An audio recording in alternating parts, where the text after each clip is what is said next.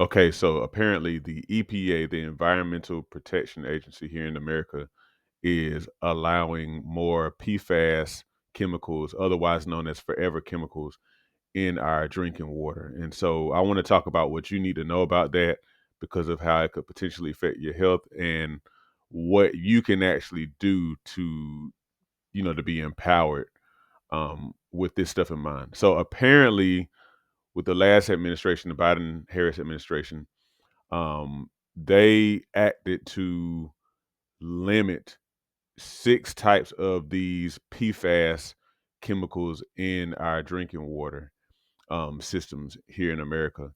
And so apparently, what drinking water systems had to do is they had to test for these six types of chemicals, and then they had to if they detected these chemicals, they had to have them filtered out of the water systems by 2029 if detected. So apparently, here recently, the EPA has rolled back some of those requirements. They're not requiring filtration anymore for four out of those six kinds of forever chemicals. And for the other two chemicals that they did not roll back that requirement for filtration, that requirement is being delayed by 2 years. So whereas they had to be filtered out by 2029, now they have to be filtered out by 2031.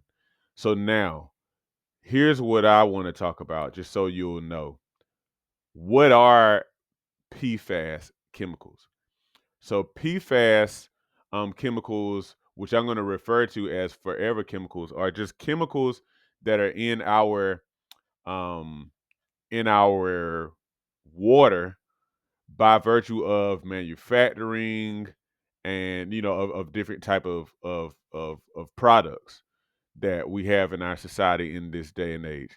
So, for example, you might think about stuff like um, non-stick cookware or plastics or that are used in food packaging or in clothes or a variety of different things. What else? Um, stuff that's stain proof. You have so many different things, just so many things that are manufactured. Chemicals from these type of products make their way into our waterways, into our water that we drink. And these chemicals are bioactive. A lot of these chemicals are bioactive, meaning that they have an effect on the body. And unfortunately, the effect is not positive. I talked previously about plastics being literally everywhere in our environment now. And exposure to these things over time can apparently have a negative effect on the body and increase the risk of a variety of different kind of illnesses. Stuff having to do with like cancer, overall reduced immunity, thyroid issues, reproductive issues, low birth weight, endocrine issues, stuff like that. Okay. And so these are not like negligible type things, they build up over time. So here's a question. So we know what the government is doing, but the question is, what can you do?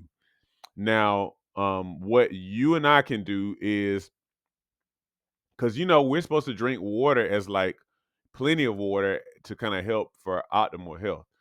So what can you and I do? First thing is, they recommend using a water filter. So you have a couple of main types of filters. You have reverse osmosis, which is a more major, more expensive option.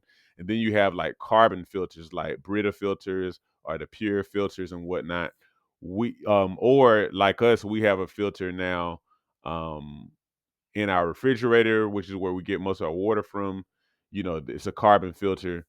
um these filters don't remove all of the chemicals, but they can remove some of them. Depending on what kind you get, they can remove a significant amount of them.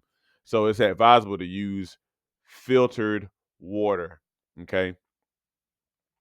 Another thing is supporting your body. So like obviously a body that's supported with good nutrition and being able to sweat, through exercise. These are going to be things that help your body to naturally detox.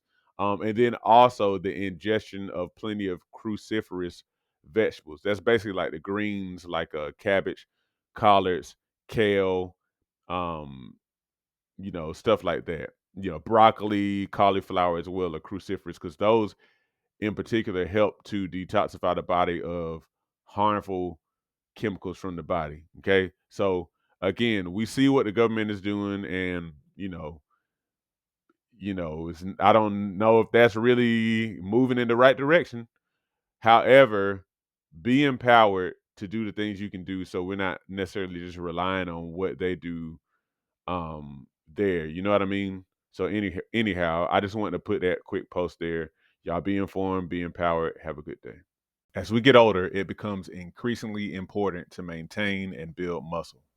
Muscle helps you burn fat, stay mobile, and can contribute to longevity.